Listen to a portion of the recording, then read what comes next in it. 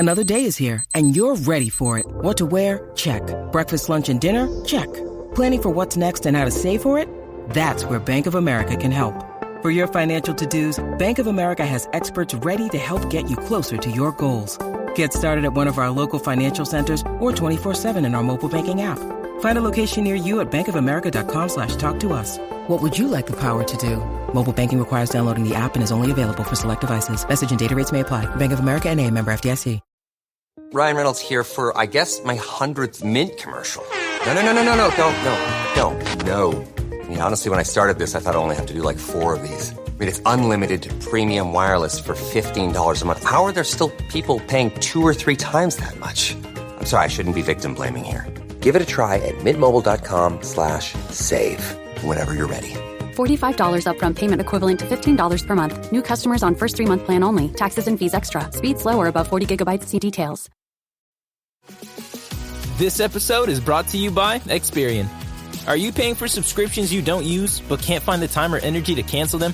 Experian could cancel unwanted subscriptions for you, saving you an average of $270 per year and plenty of time. Download the Experian app. Results will vary. Not all subscriptions are eligible. Savings are not guaranteed. Paid membership with connected payment account required. Salah. Escape Cancelo. Oh, it's brilliant from Mo Salah. And still, Salah. Oh, sensational! Son had a goal and scored a beauty. Oh, what a strike from Yuri Tielemans. De Bruyne. And it is Ward-Prowse. Martinelli, gorgeous. Still Gallagher. Oh, he's done it again. And City have won the Premier League. Ladies and gentlemen, boys and girls, children of all ages, EPL Index proudly brings to you the best prediction podcast in the world, A Tad Predictable, with your host, Tadiwa Chanakira. And we're back. Welcome to another episode of A Tad Predictable, the post-season edition where we are running through all of the teams in the EPL in the 24-25 season. We did Newcastle last time around. We're up to Nottingham Forest now, and it's quite an interesting team.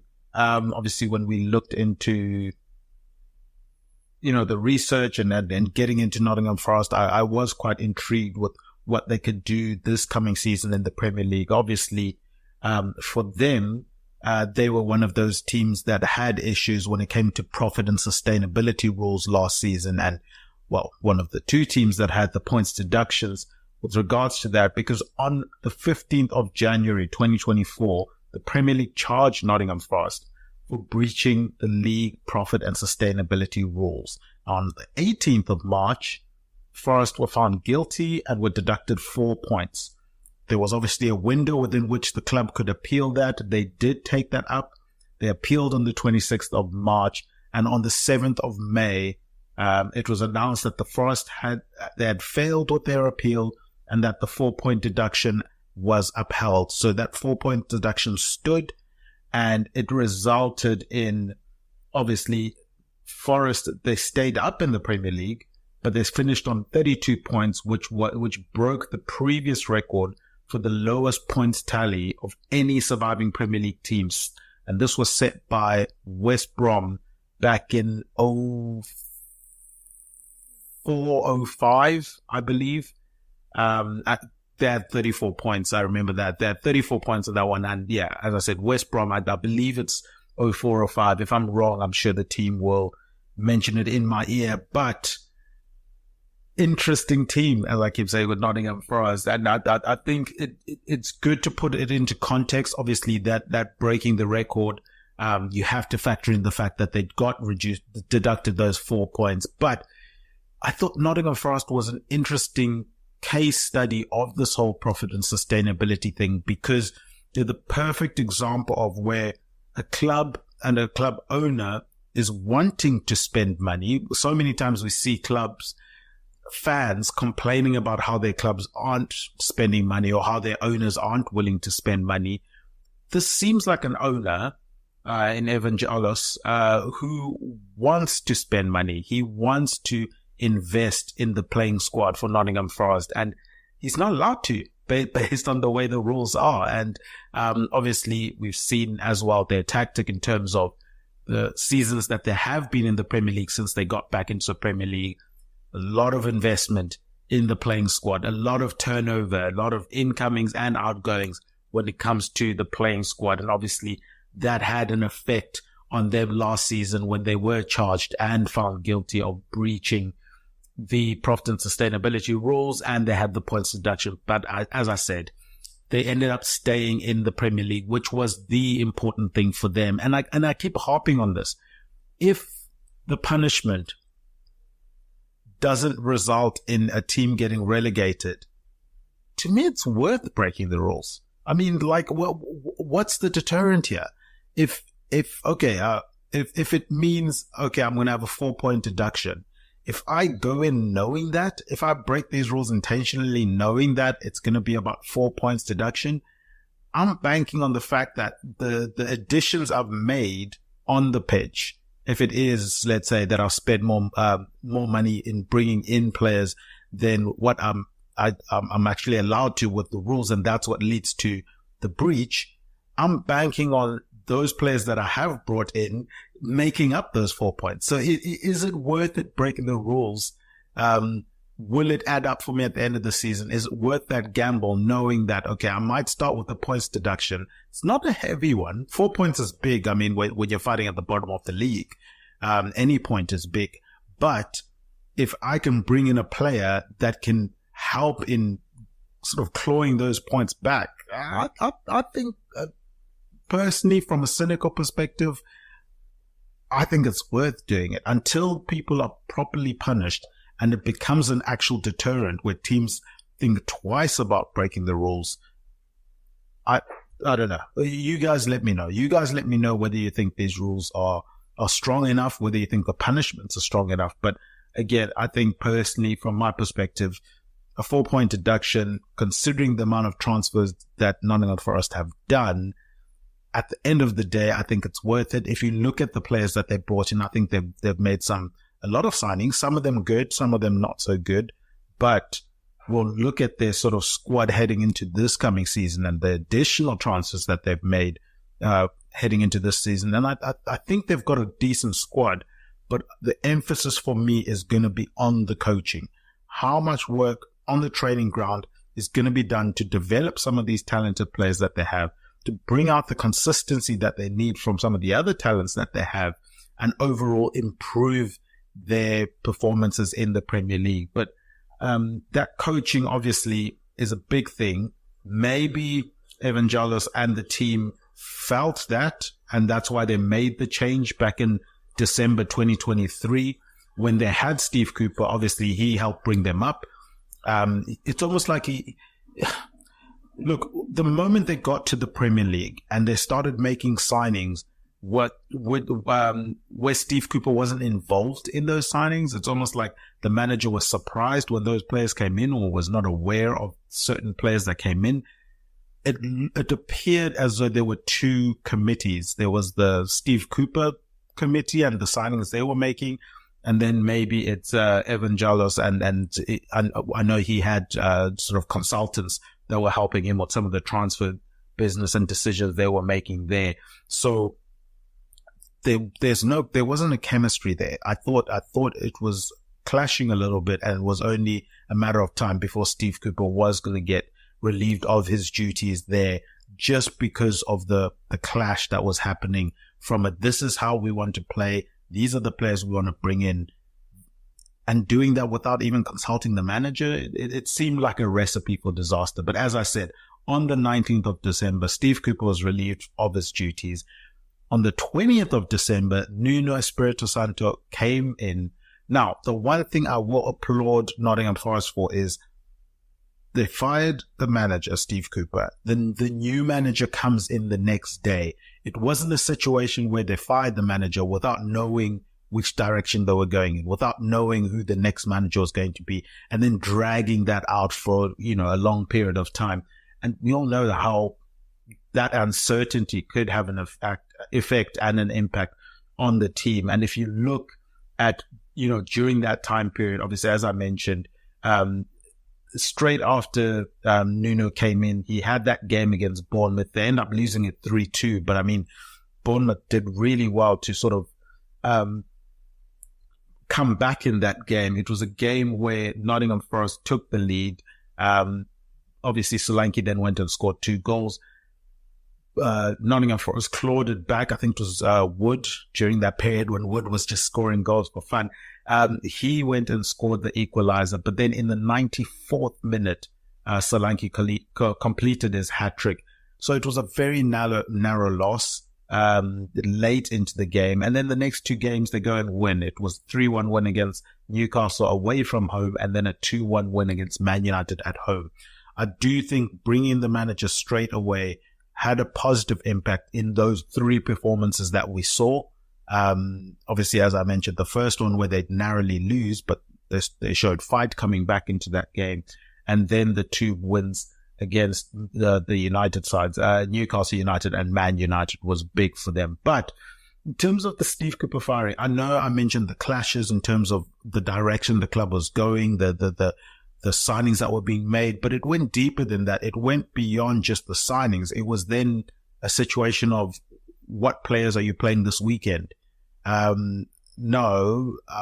want to see this player, or I want to see that player, and irrespective of maybe how they were performing in the training pitch, it was a very, very difficult situation for Steve Cooper to manage, in my opinion. Obviously, from the outside looking in, but based on reports, based on what I've seen of the situation, it felt like an impossible situation for Steve Cooper to properly have a chance to show that he was a good enough manager to manage in the Premier League, because at every turn, his decisions were being second guessed. People outside of the club were influencing what was happening at the club as well. I think it was just a difficult situation for him. But in terms of the early parts of their season, you look at that and they had 3 wins before Steve Cooper obviously got relieved of his duties. 3 wins in that time period, 5 draws and 9 losses. Obviously, super frustrating for for the manager, but also for the likes of Evangelos and obviously his team, considering how heavy they had gone in the transfer window in the 2 seasons that they had been in the Premier League. Obviously, the first window, they made a lot of signings. It made sense because so many of their players weren't there from the previous season, so they had to rebolster the squad. But then the second go around, they went big again. And then this third time around, as we'll see when we get deeper into it, they've gone big again. Well, not massive, but they've also made a lot of signings, a lot of incomings, a lot of outgoings, a lot of movement in and around the club. And I then wonder, does that affect the consistency? Does that affect the chemistry? Does that affect the, just the harmony that the squad would have? We will see. We will see whether or not, they are able to navigate that situation and how they navigate that, obviously with Nuno at the helm this time around. But yeah, in terms of last season and how it went, obviously I mentioned they end up staying in the Premier League. I think once the points deduction situation sort of reared its ugly head, it was always going to be an uphill battle. They were already struggling in the league. After Nuno came in, I mentioned those 2 big wins that they had following that narrow loss. I mean, even the games that they lost in that period, the 3-2 loss to Brentford, the 2-1 loss to Arsenal, they were in those games. They were competitive in those games, and it looked like they were heading in the right direction. They obviously ended up winning 2-1 on the last day of the season against Burnley, which obviously helped them out as well. But yeah, I think in terms of promise, I think I saw enough from Nuno's team. I saw enough from players who maybe weren't playing as well under Steve Cooper. But again, as I said, the situation with Steve Cooper, I think, was unfair. But we'll leave him at that. And I'll just mention, the likes of Hudson-Odoi was starting to step up. Elanga was starting to step up in a big way. Chris Wood, I mentioned, went on that goal streak. So there were a lot of positive things that we saw in the Nuno era, maybe not always in terms of the results, but certainly in terms of the performances and how you could see the pathway of how Nottingham Forest could improve. And obviously heading into this coming season, they're hoping to stay well clear of the relegation zone and try and continue to establish themselves as a Premier League team. And then obviously, if you look at, as we mentioned, the appetite of the owner and the involvement that he has with the club, you can see he's got big aspirations. He wants to push up the league table. Can they do that this season? I guess that is the big question for them. But in terms of the rest of their season, they also had, obviously, in terms of the cup competitions, they had the FA Cup tie. They went 2 rounds in that one. They started in the 3rd round, as all the Premier League clubs do. They lost in the 5th round of the FA Cup. And then in the Carabao Cup, it was one and done. Entered in the 2nd round, got knocked out in the 2nd round. In terms of the FA Cup, it was a 1-0 loss to Man United, and we saw what Man United ended up doing in that competition. I do wonder if people feel this way, or if it's like a comforting thing for clubs that, okay, the team we lost to ended up winning it. It kind of makes things feel a little bit better. You know, if it was a team that got knocked out in the next round, you almost feel like, you know, that's a situation that we could have avoided. But at least for them, they lost to a team that ended up going and winning the tournament. So that's some solace you can take from that. And then, as I mentioned, they were one and done in the Carabao Cup. It was the 1-0 loss to Burnley. It's at home, so I'm sure they were very, very disappointed with that. But yeah, so that kind of ushers last season, you know, puts it in a nice little bow. I'm sure they're hoping, you know, that's a season they don't have to experience again. They want to focus on progressing and going forward. But before we tie up last season, as I mentioned, I mentioned Hudson-Odoi, you've got the likes of Morgan Gibbs-White. Danilo, what a player. I think they're the bones of a decent team in there. I think there's a lot of young, talented players. Some of them are players that were really highly touted when they first sort of emerged as young prospects. Maybe not quite hit the heights that were expected for some of them. You know, I'm looking at an Omar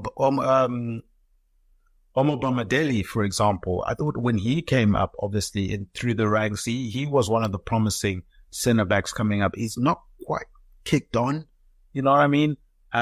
You carry on looking further down. Nico Williams obviously came from Liverpool. We saw the start that he had at Liverpool and obviously, you know, being the backup to Trent Alexander-Arnold and trying to establish himself in his own right. Again, a player that showed signs, but not quite lived up to the hype. We can continue going down the squad. I mean, I would say Morgan Gibbs-White probably fits into that category. Super, super talented young player. I think consistency is the thing for him. Hudson-Odoi, same thing, consistency for him. Elanga, you know, what about him coming out of Man United? Again, consistency, the issue for him. And then the big thing for them is Taiwo Awoniyi, one of my favorite players in the Premier League, just can't stay fit. Unfortunately for the kid, he just cannot seem to stay fit. And I guess he's not a kid anymore in terms of football years. He's now 26 years of age. And I believe tomorrow's his birthday. So happy birthday to him.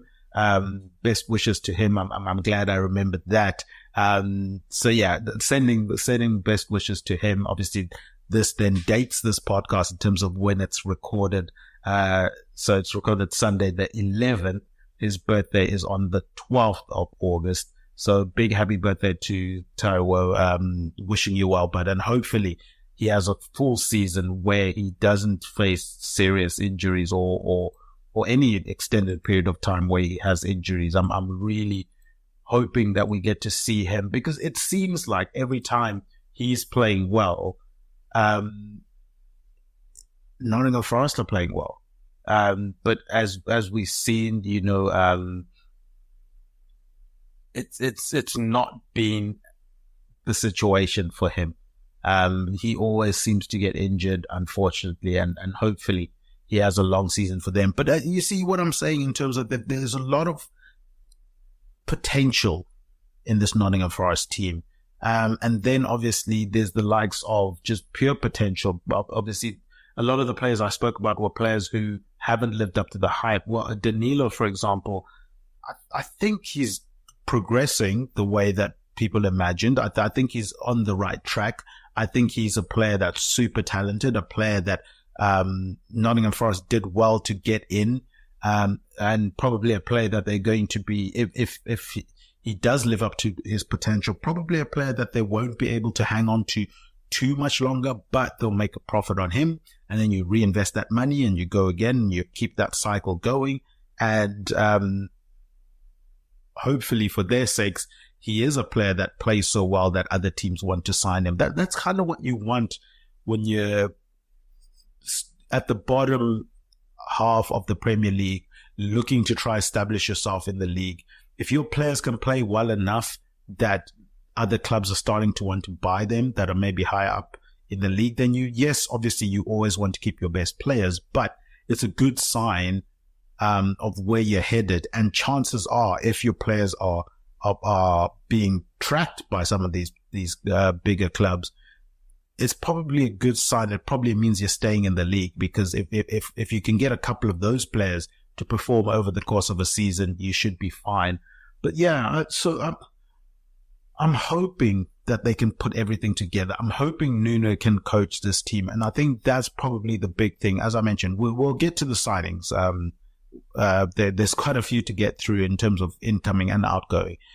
But the important thing for Nottingham Forest, for me, is heading into the summer, before we even started thinking about who to sign, who we can keep, all of that business that happens, the business side of things.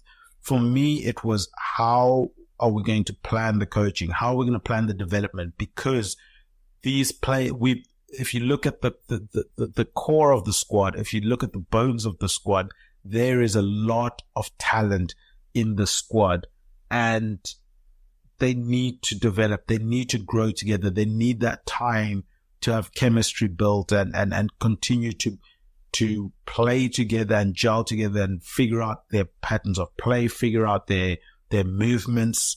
And then also the consistency of having a coach that then now having a preseason for the first time with these players, because he came in December. He didn't have a preseason with these players. So how well would they be able to then take on board the instructions and the plan that he sets out for preseason that will then help them throughout the course of the season? A lot is hanging on this preseason and making sure it went well, and then trying to develop these players and coach them and get the consistency out of them. That's the big thing for Nottingham Forest. I think their season depends on how long they can keep the purple patches, or the consistency for the Morgan Gibbs-Whites, the Hudson-Odois, the Awanis, how long they can keep him fit. The Danilos, I'm not as worried about Danilo in terms of consistency. I think he tends to step up most weeks. And as I said, he's still a young player, so there is that level of grace with him. I believe, he's 23 at the moment. So I think he's not yet at that age where we're expecting him to be consistent. He's at that age where we're giving him more and more tactical responsibility and seeing how he adapts to it, and still allowing him the freedom to play his game, but giving him more responsibilities as the years go on, as the amount of games that he plays goes on. And he seems to have been handling that really well. And if you look at that midfield of Danilo, Sangara and Morgan Gibbs-White, I think that's a really strong midfield. I don't think there are many teams in the bottom half that have a midfield as competitive as that, in my opinion, but with the caveat of consistency.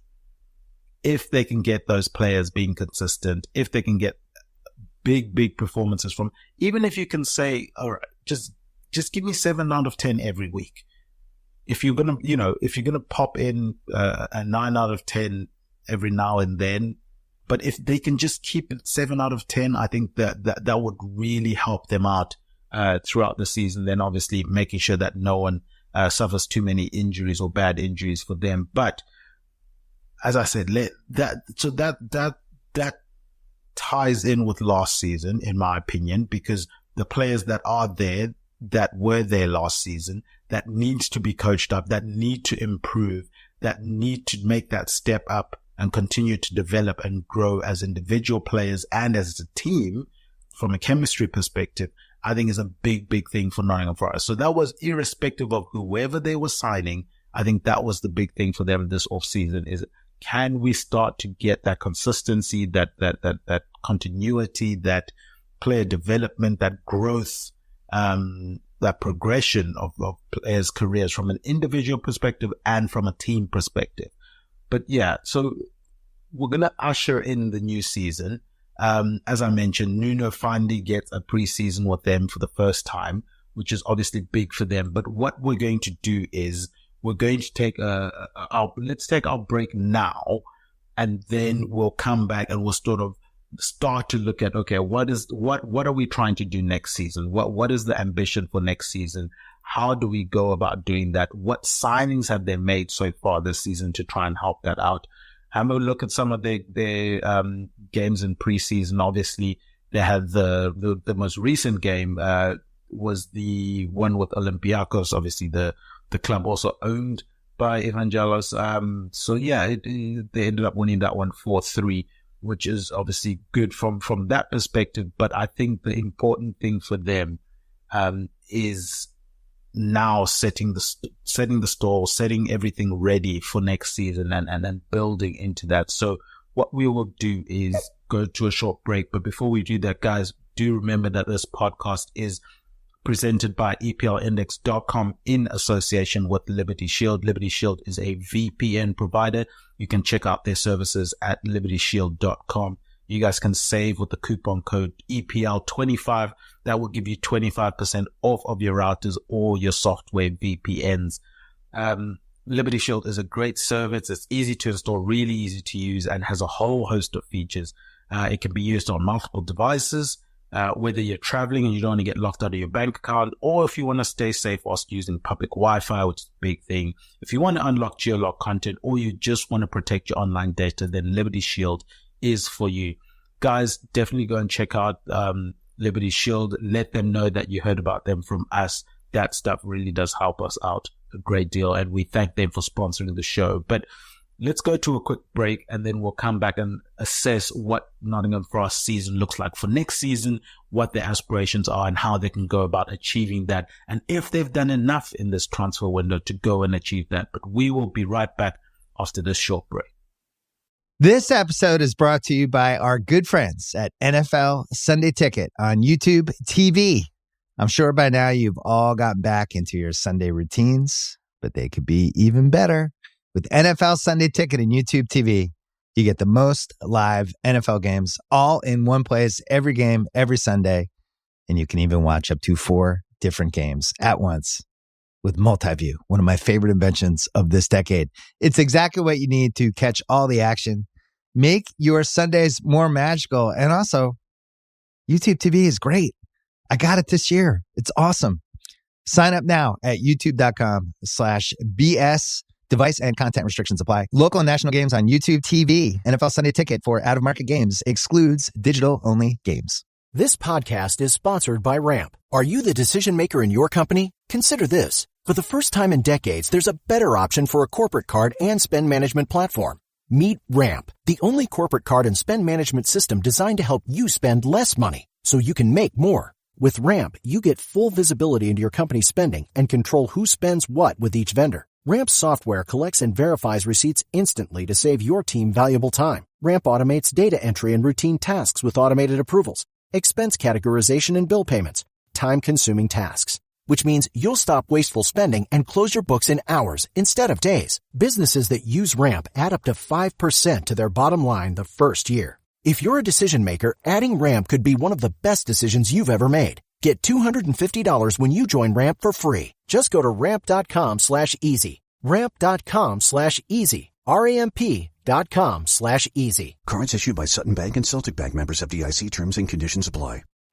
All right, we are back. We're talking Nottingham Forest. We've tied a nice bow on their season that's been the 23-24 season. We mentioned Steve Cooper and him being relieved of his duties. Nuno comes in. As he comes in, a couple of weeks later, they get that transfer. They get that charge against them for breaching the profit and sustainability rules. They eventually end up getting docked 4 points. They appeal it. The appeal doesn't go their way. They scrape into the Premier League for next season. 32 points, as I mentioned, a record-breaking 32 points. Not like it's not the records you want to be breaking, but you're glad you broke it, considering it meant you stayed in the Premier League. They, as I mentioned, had the lowest points tally of any team to stay in the Premier League. Before it was West Brom. And yes, it was confirmed to be 04-05. I was correct, where they had 34 points. But again, 32 points, but they had that 4 points deduction. So take it or leave it in terms of whether you think it's a true record or an asterisk record. But yeah, so let's look at now what they want to do next season. As I mentioned, really ambitious owners, a lot of turnover in terms of players, and we'll get to that right now. But I think for another season, the goal is what it was last season and the season before that. It's staying in the Premier League at all costs. And I know that's probably not the most careful way to phrase it when it comes to Nottingham Forest, because at all costs, well, that resulted in them breaching the profit and sustainability rules last time around. So maybe not at all costs, but you know what I mean. They have to stay in the Premier League, continue to become established as a Premier League team, and then build from there. I do think they need to start getting some sort of stability in terms of the team, in terms of the manager. Me personally, I would hope if they're able to stay in the Premier League this season, that Nuno gets a season without any controversy. Obviously, if he gets into the relegation zone and they're struggling, we know that, considering how ambitious the owner is, we know there's going to be talk of new managers coming in. We know he's not going to last long if it's a situation where they're struggling. But hopefully for his sake, they're not struggling. He can build, and then that continuity starts to come in, where the players start getting used to the style of play a lot easier than, obviously, if you're constantly changing managers, it makes it a lot more difficult. And it sounds like I'm saying that in the sense of like a Chelsea that just changed managers on a whim and every single time. But I do think, considering the amount of transfer turnover that's happening at Nottingham Forest, there needs to be a stability somewhere. Either you have stability with a squad where, yes, new managers might come in, but the bulk of the squad stays the same. Then there's continuity there. We've seen that, for example, with the Tottenham Hotspur. Or you have that consistency from the manager. Yes, the squad may change, but the manager stays the same, and that helps build some level of consistency. So one or the other. I'm hoping for Nuno's sake, it's a manager situation where he's the constant, and then they start to mold the team into his image, and he can deliver from that perspective. But let's take a look at a very, very busy transfer window for them. Obviously, we can start looking at the outs. Now, look, Niakate, he leaves for Lyon. This is a move that I think he's been touting and wanting for quite a while, certainly in terms of being able to move teams. He's been wanting to do that for a while, and obviously he finally gets that move in terms of, his time at Nottingham Forest. It just seemed like a situation where it didn't pan out. I think it was a clever signing at the time when they did make it, and obviously they were hoping it would have been a long-term signing for them. But it's just one of those situations where it didn't pan out for them. He played 21 games for them last season, but he was flirting with the exit door, and he gets his move. So fair play to him on that perspective. I think the 27 odd million that they got for him is decent money. I think he's a decent player, and that fee warrants that. I think they'll be happy with that transfer fee, and they obviously will then go and invest that elsewhere. They obviously then sold to Newcastle, the goalkeeper, Odyssey Vlachodimos, and he's part of the Anderson transfer. Elliot Anderson came the other way from Newcastle, obviously for a bigger fee. I think his one was about 38 million, him coming from Newcastle, and then the goalkeeper went to Newcastle for about 20. So there was some, and we did see some financial gymnastics with some of the teams that were in trouble with profit and sustainability rules at the end of the season, when they were chasing that end of financial year, football financial year, that is. We saw a lot of movement, like an Aston Villa, for example, where there was a lot of movement between each of these clubs, for players. And I think that was a lot had to do with trying to make sure that the finances all worked out in favor for everyone. It was a win-win type situation for everyone. And I think this is certainly one of those deals. Another player that left also to Olympique Lyon, obviously Lyon have paid them quite a hefty fee in terms of overall players. You look at the 20 million here for Mangala, and then obviously the 27 or 28 million for Musa Niakate. Again, for Mangala, a player who at the time when they signed him, I thought it looked like a clever signing. It looked like a player that could come in and make an impact for them. And I'm sure he would have been hoping to make a bigger impact than he did.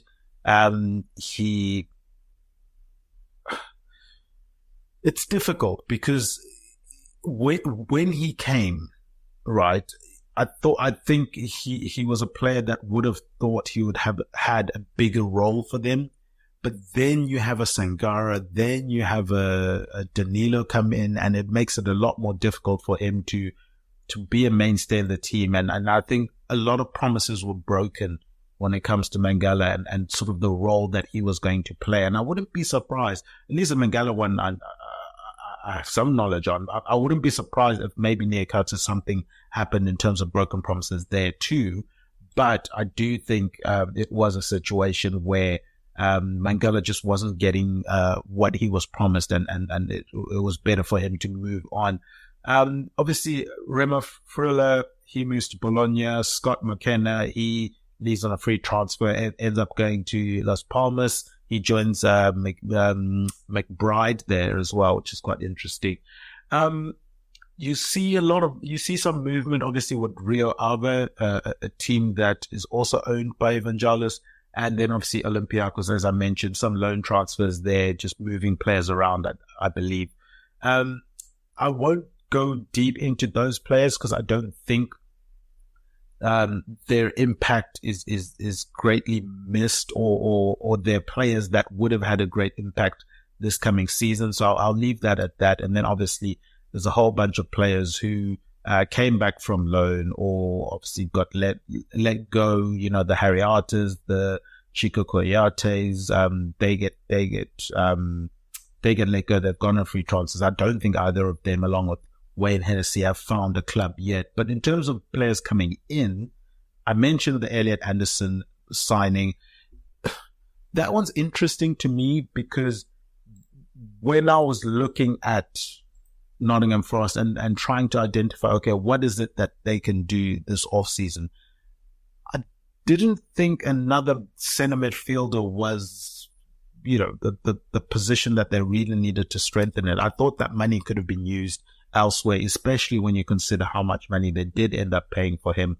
But again, maybe it adds depth. Maybe that's what they had within Mangala there in terms of depth, with a Chick Koyate there in terms of depth, and they're just replenishing that depth. So maybe from that perspective, I get it. But considering that they're not in like European football or anything like that, I'm interested to see if they're able to keep all of these midfielders happy, or if it ends up being a situation like a Mangala situation where promises aren't kept there. Big signing for them in Nikola Milenkovic. Obviously, he was part of the team that helped Fiorentina do the business in terms of, making big progressions last season. I think that's a big signing for them. I really do. I think centre back was probably one of the positions I would have been targeting for them to just strengthen. I know I mentioned the potential of Omar Bamadeli. They obviously then also have Murillo there at centre back, but I do think with the age of a Willy Bowley, I do think it was important for them to bring in another centre back and bring in such a highly touted centre back within European football, highly respected centre back in Milenkovic. I think they've done really well there, and we'll see whether or not he can adapt to Premier League football and the style of play that they're going to be playing there under Nuno. But I think it's an important signing for them. A player that was, I think, over the course of the last couple of seasons has shown he's robust. He's not really suffered too many serious injuries. I think he plays about minimum 34 games a season. I'm looking at the sheet now as I say this. And yeah, apart from the 22-23 season, 3 of the last 4 seasons, he played 34 games in their league games. And the season before that, he played 37 games. And the season before that, he played 34. So you're going to get that reliability in terms of availability from him. And then in terms of a signing, I think he's probably a player that maybe they got under the radar, where other teams weren't as sure that they could go and land him.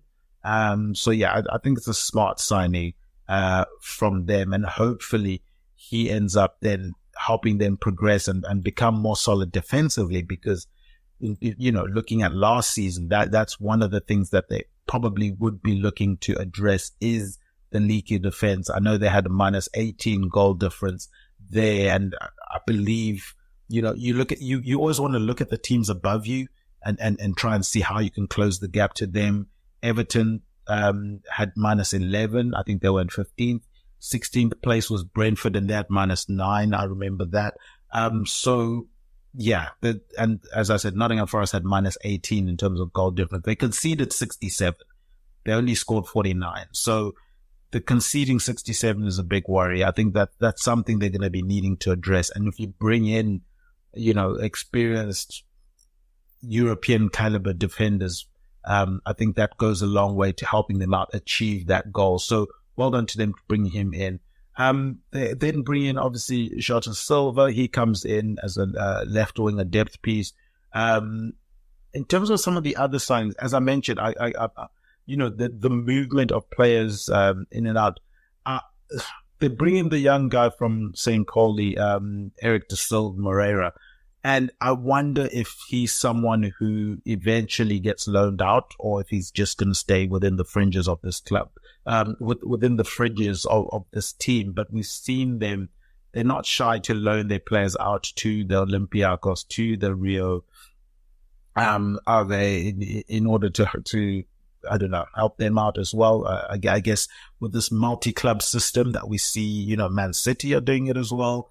Liverpool are trying to enter that space. If you got it, you might as well use it. So it will be interesting to see whether or not some of these signings that they did make, maybe the ones that are not as high profile as an Elliot Anderson or a Nikola Milenkovic, whether or not those players stay long-term at Nottingham Forest, or if they eventually get loaned out to some of these sister clubs or brother clubs, however you want to see it. But yeah, I'm not going to dive into those signings because, as I said, I don't think they're going to have the big impact. I do think in terms of overall signings, there were a lot.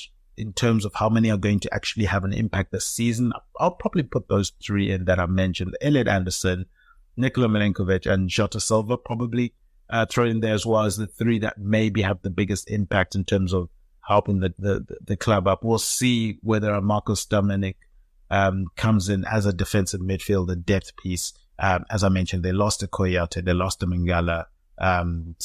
Maybe that is something that then becomes a factor. But as I say that, it ties it back to my point I was making earlier about coaching, about player development, about improving players. They've signed a lot of young players. If you look at their signings, apart from Milinkovic, who's 26, everyone's below 25.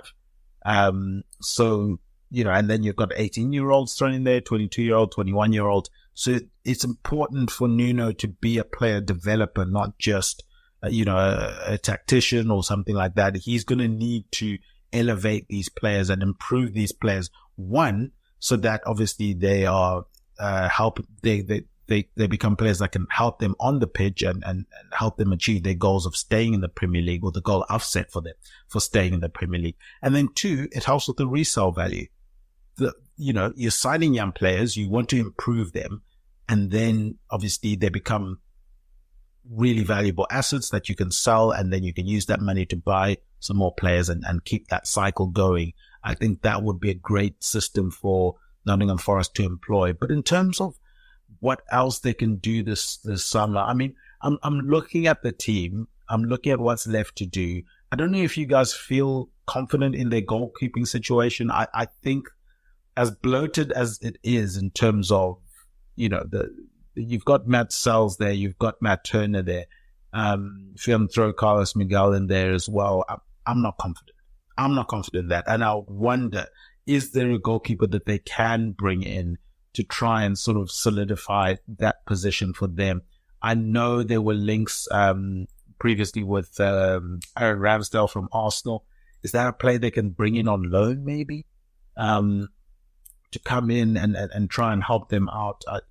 That would be, a move that I'll be trying to make. But we know that Wolves are in conversations and trying to get Ramsdale in there as well. Southampton, with the injury to Bazunu, also looking at making a loan move for Ramsdale there. But if Nottingham Forest can get into that conversation, get Ramsdale in for a season on loan. It doesn't even need to be one with a permanent transfer, just at least to plug the gap for a year, give them a year to then go and find the keeper. Whether it ends up being Ramsdale or not, at least it then extends that time period within which they can make a decision on bringing another goalkeeper, because I don't think they have enough in goal. And I think that was part of the problems of them being such a leaky defense. I think they've helped themselves from a defensive perspective, with the centre-back signing of Milinkovic, but I do think bringing in a Ramsdale, for example, would help them from a goalkeeper perspective based on what they do have. I would feel sorry for Matt Turner. He probably would have felt, okay, I finally left the shadow of a Ramsdale by leaving Arsenal, and then Ramsdale comes and usurps him again. So from a personal perspective for him, that could be frustrating, but business is business, and football is a business for these players. We do have to remember that. As I mentioned, defense, they've bolstered it. Maybe some more depth they might want at wing back, but I think at the moment it's fine. Midfield, they've brought in some depth. They obviously lost some senior players. Joseph Shalvy's come back. I don't know what's happening with him. I don't know if he can be big impact player for them. And then obviously, as I mentioned, out wide, look, the Jota Silva signing coming in, I personally would have wanted a better depth piece for the wing areas, someone that can play both on the left and the right, who can rotate with Hudson-Odoi and Elanga during those off periods when they're not having a purple patch. I think it would have been really cool for them to bring in an impact wide player. We saw Brentford bring in Fabio Carvalho from Liverpool. I think that would have been a smarter signing for Nottingham Forest.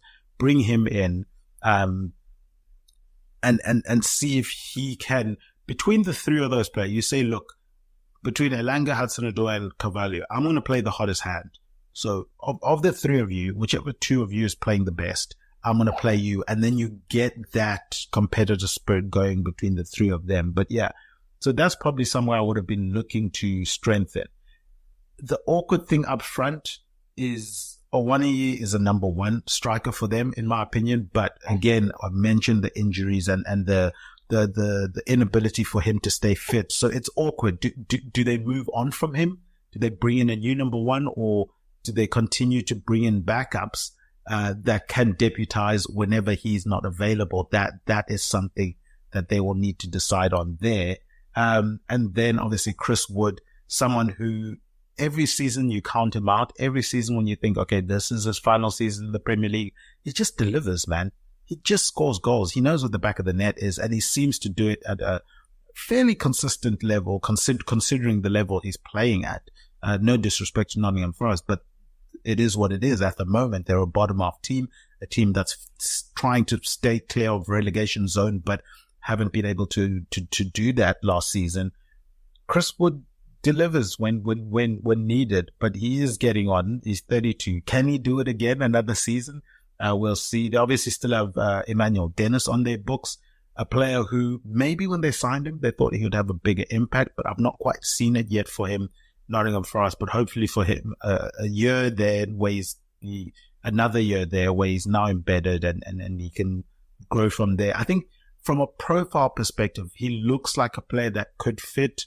If you think of the pace of Dennis with Hudson-Odoi and Elanga, that could be a fun front three. But again, the consistency is a big issue for Nottingham Forest, and how much consistency can Nuno Espirito Santo get out of them. So yeah, in terms of how they're looking for the season, bags of talent in that team.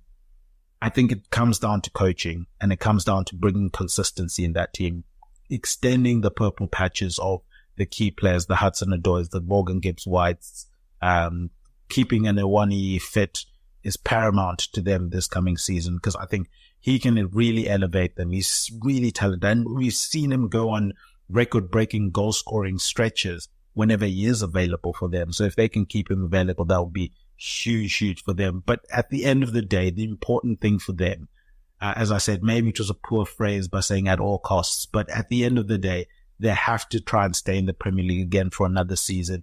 And it seems like one of those clubs that maybe it's an issue of kicking the can, down the road a bit. When I say just focus on staying in the Premier League, and then next season we can try and, build from there. Ideally, that probably would have been this season where, okay, last season they stayed in the Premier League. Now we build from there. But it just feels like with the high amount of turnover, with a new manager finally getting preseason in Espirito Santos, I think this season, just stay in the Premier League. Hopefully next season they have consistency instead of keeping that in terms of keeping their players, keeping their manager, and then you can build from that platform. With the likelihood of a Danilo maybe getting, bought by someone else or something like that. But at least there will be a base where there's consistent manager, consistent team, and then it's just tweaking one or two things here and there to try and move up the table. But for them this season, let's stay in the Premier League again, reset heading into the next season. But I wonder if that approach is a bit too impatient for their owner. I've mentioned he's ambitious, and probably one of the managers that will be in a very, very hot seat if it doesn't start well will be Nuno Espirito Santo. So I wish him well. I wish Nottingham Forest well in this season. And guys, that is going to do it for another episode of A Tad Predictable. From my end, guys, go and check out all of the content on EPL Index website. Their player, they're obviously match previews, post-match reviews, player performances, all of the news you guys could wish for during this transfer window. And then obviously from peeling the curtain back situation, I'm going to have executive producer Guy Drinker on for the first A Tad Predictable for this season, the preview show for the game week 1. I can't believe I'm saying that already. Game week 1 is upon us. So we're going to have Guy on. We'll probably go through our reckless predictions for the season. As we did last season, he always comes on in the first episode. It's sort of become a tradition on the show to have Guy on, our executive producer, on the first show. And obviously the Asterix champion, how can I forget? He's pointing that out to me. The Asterix champion of Bank or Burn It last year. And I'm calling it an Asterix championship. I'm not changing that because we didn't get to the end of the season, the last three episodes, I believe, where guests were meant to come on to try and challenge his score. We didn't get to that. And yeah, so I think, Guy, it's an Asterix championship. You didn't get to compete against everyone that you're meant to compete against. So I'll call it an asterisk championship, but he's going to be on, probably gloating about his championship, and then we'll do some reckless predictions. We'll give you guys a preview of game week 1 of the Premier League season, and throughout the rest of the week as well, we'll be dropping in the rest of these previews for the season in terms of each individual team, where I'm breaking down, last season, this coming season, all the in between in terms of the transfer window, what they've done, what they might still need to do before the window closes. It's coming thick and fast, but there's still some teams that need to do stuff. So obviously the next episode from that perspective, as we go in order in terms of the Premier League, we've obviously just completed the, we've completed Nottingham Forest. So then obviously the next team in terms of standings would be Southampton, a team that got promoted back to the Premier League. At least was one and done for them in the Championship. But yeah, we'll dive into that and see how they do next season. But guys, that's going to do it. A huge thank you to at Obi Semenya and Jody. Obi's at John Empire SA. Jody's at Spursy141 for our guest intros. Huge thank you to our executive producer, Mr. Guy Drinkle. He was behind the glass today, as he usually is. Go and check out EPR Index on Twitter. Go and check out A Tad Predictable on Twitter. My handle is at Tad Predicts on Twitter. From myself, from Guy, from the crew, remember, Chisingaperi, Chinoshura. And still, Salah, oh, sensational! Son had a goal and scored a beauty! Oh, what a strike from Yuri Tielemans! De Bruyne! That is what Martinelli, gorgeous! Still going up! Oh, he's done it again! And City have won the Premier League! Sports Social Podcast Network.